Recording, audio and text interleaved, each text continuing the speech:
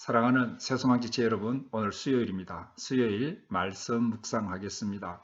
우리는 지난주부터 전도서 11장 내 떡을 물 위에 던지라 라는 제목으로 말씀을 묵상하고 있는 중입니다.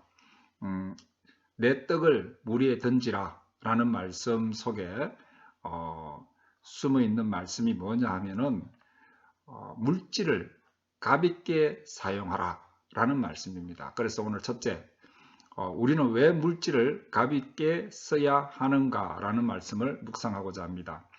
1절 말씀에 너는 내 떡을 물 위에 던지라 여러 날 후에 도로 찾으리라 라고 말씀하고 있습니다. 우리가 뭐 식빵을 물 위에 던졌다고 해서 어떻게 도로 찾겠습니까? 뭐 떡이 아니라 떡이나 빵이나 물에 던져가지고 그것이 떠내려가서 도로 찾는다는 것은 있을 수가 없는 일이죠. 그래서 이 말씀의 내용을 설명을 하면은 이런 뜻입니다. 이스라엘에는 바다가 많이 있습니다. 왼쪽에는 지중해가 있고 밑에는 홍해가 있습니다. 내륙에도 그들은 갈릴리를 바다라고 하죠. 그리고 사해, 사해도 바다입니다. 그래서 이 솔로몬은 지혜로운 임금이었기 때문에 나라를 부강시키기 위해서 해상무역에 힘을 써야 되겠다 그렇게 생각했습니다. 그래서 사람들을 시켜서 배를 많이 건조하고 이스라엘에서 나는 곡물, 밀, 보리, 또 특산품, 포도주, 기름 이런 것들을 배에 잔뜩 실어서 세계 곳곳에 무역을 하기 위해서 내보냈습니다. 그때 많은 신하들이 위험한 행동이라고 만류를 했습니다. 그거 배 싣고 가다가 풍랑 만나면은 다 물에 빠지고 손해만 본다는 거죠. 또 뭐 암초에 걸려서 자초할 수도 있고 문자 그대로 그들의 그 떡을 물 위에 던지는 것처럼 다 못 쓰게 되어버릴 가능성이 있다라는 것입니다. 그런데 솔로몬은 확신을 가지고 말했습니다. 내 물을 물 위에 던지라. 여러 날 후에 도로 찾으리라. 예. 정말 이 솔로몬의 기도는 어긋나지 않았습니다. 정말 여러 날 후에 배가 돌아왔는데 그 배 안에는 금은 보화를 비롯해서 세계 각국의 진귀한 물품들이 가득 실려 있었습니다. 우리가 역대상하나 열왕기를 보면은요 그런 내용이 다 나오죠. 그래서 솔로몬이 이스라엘을 다스리고 있는 동안에 이스라엘은 날이 갈수록 점점 부강한 나라가 되었습니다. 사랑하는 지체 여러분, 한번 가만히 생각해 보십시오. 가만히 앉아서 돈을 벌 수는 없는 거 아닙니까? 땀을 흘리면서 뛰어다녀야 되는 겁니다. 경우에 따라서는 떡을 물 위에 던지는 심정으로 모험을 해야 된다는 것입니다. 모험도 필요하다는 것입니다. 그런데 이 중요한 것은 떡을 물 위에 던지면 여러 날 후에 도로 찾는다는 원리가 꼭 돈을 버는 일에만 적용되는 것은 아닙니다. 우리는 물질을 쓰는데도 이 원리가 적용이 됩니다. 오늘 우리는 솔로몬을 통해서 여기 있는 우리 모두에게 말씀하십니다. 너는 내 떡을 물 위에 던지라.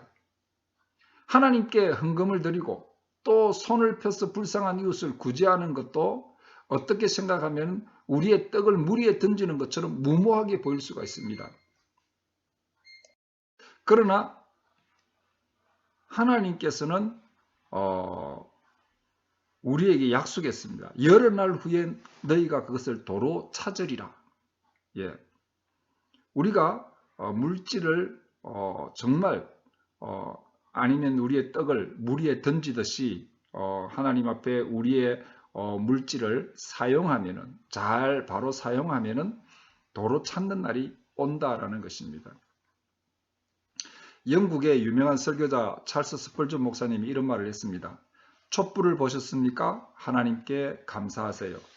그러면 하나님께서는 더 밝은 별빛을 비추어 주실 것입니다. 여러분 별빛을 보셨습니까? 하나님께 감사하세요. 그러면 하나님께서 더 밝은 달빛을 허락하실 것입니다. 달빛을 보거든 또 하나님께 감사하십시오. 하나님께서 햇빛을 비추어 주실 것입니다. 밝은 햇빛을 보았습니까? 그러면 하나님께 감사하세요. 그러면은 영원히 꺼지지 않는 천국의 환한 빛을 우리에게 비추어 주실 것입니다. 이것이 바로 우리의 떡을 물 위에 던지는 원리입니다. 여러 날 후에 하나님께서 도로 찾게 해주신다는 것입니다. 사랑하는 새소만 기체 여러분, 우리의 식물을, 우리의 떡을 물 위에 던지는 심정으로 깊은 마음에서 우러나오는 진정 어린 감사를 하나님께도 드려보십시오. 그럼 반드시 하나님께서 여러 날 후에 도로 찾게 해주실 것입니다. 더 큰 것으로 찾게 해주실 것입니다. 더 후한 것으로도 찾게 해주실 것입니다. 우리의 믿음이 바로 그것입니다. 네. 떡을 바다에 던지는 심정으로 하나님 앞에 감사하는 것, 또 우리의 물질을 하나님 앞에 또 불쌍한 사람을 위해서 사용하는 것, 이것은 하나님께서 도로 찾게 해주신다는 원리가 있다는 것입니다.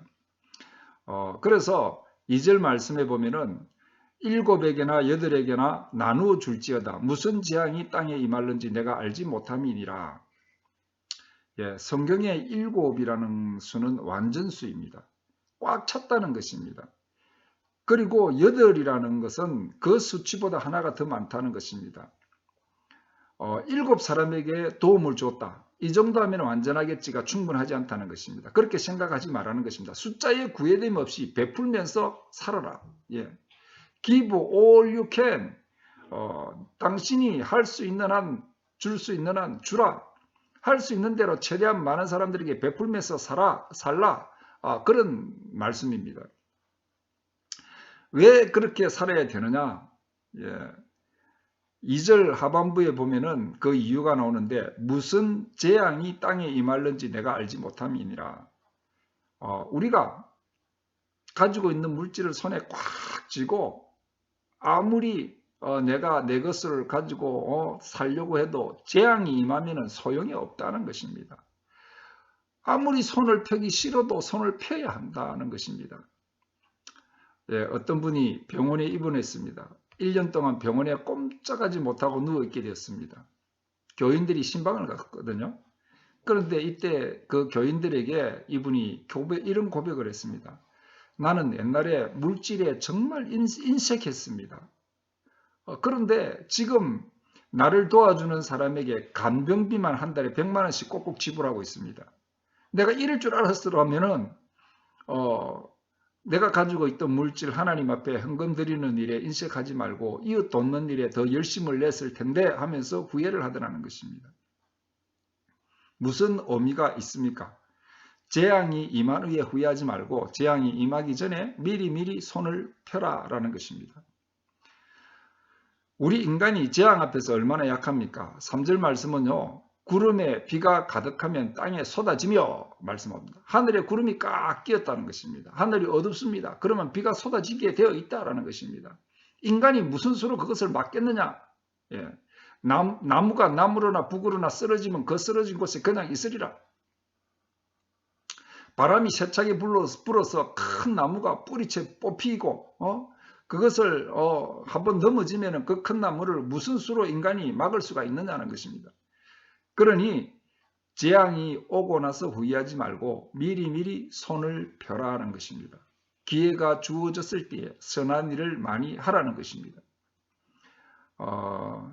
이북에서 피난 오신 분들을 보면은요, 아주 열심히 대단한 사람들입니다. 그런데 그분들이 어떤 일에 열심히 있느냐 하면은요, 정말 손을 펴고 섬기는 일에 열심히 있습니다. 한번 당해봤기 때문입니다.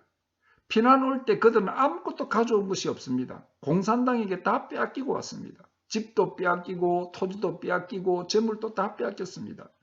당하고 나니까 정신이 번쩍 든 것입니다. 내가 이럴 줄 알았으면 그때 고향에서 교회 건축할 때 헌금이나 왕창 할 걸. 이런 아쉬움이 없겠습니까? 그래서 이북에서 피난 오신 분들은요. 돈 버는 일도 악착같이 하지만은 교회 일에도 대단히 열심을 낸다라는 것입니다. 4절 말씀해 보면 아주 또 재밌는 말씀이 있습니다. 풍세를 살펴보는 자는 파종하지 아니할 것이요 구름을 바라보는 자는 거두지 아니하리라. 농부가 풍세를 살펴보면 씨를 뿌릴 수가 없습니다. 농부가 구름을 바라보면 거둘 수가 없다. 이 말이 뭐냐면은 지금이 어떤 시대냐? 지금 IMF 시대잖아. 지금 코로나 시대잖아. 당연히 지출을 줄이고 헌금도 줄여야 되고 이 풍세를 바라보면서 구름을 바라보는 것입니다. 농부가 이 구름 바라보니까 언제 비가 올는지 모르는데 어떻게 이거 거두드리고 씨를 뿌리고 하겠느냐는 것입니다. 그렇게 하면 안 된다는 것입니다. 때를 얻든지 못 얻든지 시기가 되면 열심히 하는 거예요. 네? 코로나 시대든지 어떤 시대든지 우리는 이 농부가 풍세를 살펴보면서 또 파종하지 않고 구름을 바라보면서 거두지 않는 그런 삶이 되어서는 안 된다는 것입니다. 우리는 풍세를 살펴보며 사는 사람이 아니죠. 오직 의인은 믿음으로 말미암아 살리라 그랬습니다. 믿음으로 말미암아 살리라. 믿음으로 사는 것입니다. 우리는 구름을 바라보며 살지 않습니다. 살아계신 하나님, 전능하신 하나님을 바라보면서 사는 사람들입니다. Trust in the Lord. 여호와 하나님을 신뢰하며 사는 것이죠. 여호와 하나님을 더욱더 신뢰해야 됩니다. 5절 말씀에는요. 바람의 길이 어떠함과 아이 변 자의 태에서 뼈가 어떻게 자라는 것을 네가 알지 못한 같이 만사를 성취하시는 하나님의 일을 네가 알지 못하느니라. 예수님께서 니고데모에게 말씀하셨습니다. 바람이 어디서 불며 어디로 부는지 알지 못한다. 우리는 바람의 길을 알지 못합니다. 그러나 우리는 바람이 분다는 것을 알고 있습니다. 아이 벤 자의 태에서 뼈가 어떻게 자라는지 우리는 모릅니다. 그러나 태아의 어머니 뱃속에서 숨을 쉬며 아이는 자라고 있다는 것입니다. 마찬가지로 만사를 성취시키는 하나님의 일을 우리는 알지 못합니다. 하나님께서 어떻게 섭리해 나가시는지 우리의 지각, 우리의 생각을 뛰어넘는 일이기 때문에 우리가 알 수 없습니다. 그러나 하나님은 지금도 살아계셔서 우리를 위해서 역사하시고 우리를 위해서 일하신다는 것을 우리가 알고 있습니다. 그러니 하나님을 의지하면서 우리의 떡을 물 위에 부지런히 던지라는 것입니다. 하나님께서 여러 날 후에 반드시 도로 찾게 해 주실 것입니다. 그것도 어떻게 찾게 해 주신다고 했습니까? 후이 누르고 흔들어서 넘치도록 해서 우리의 품에 안겨 주신다고 말씀하고 있습니다. 사랑하는 우리 새소망 지체 여러분, 내 떡을 물 위에 던지라. 이 말은 내가 가지고 있는 재물, 내가 가지고 있는 모든 것을 가치 있게 사용하라. 움켜잡고 있어도 네 것이 되는 것이 아니다. 언제 재앙이 올는지 모른다. 그러나 하나님을 의지하고 물 위에 던지듯이 주님을 위해서 쓰고 또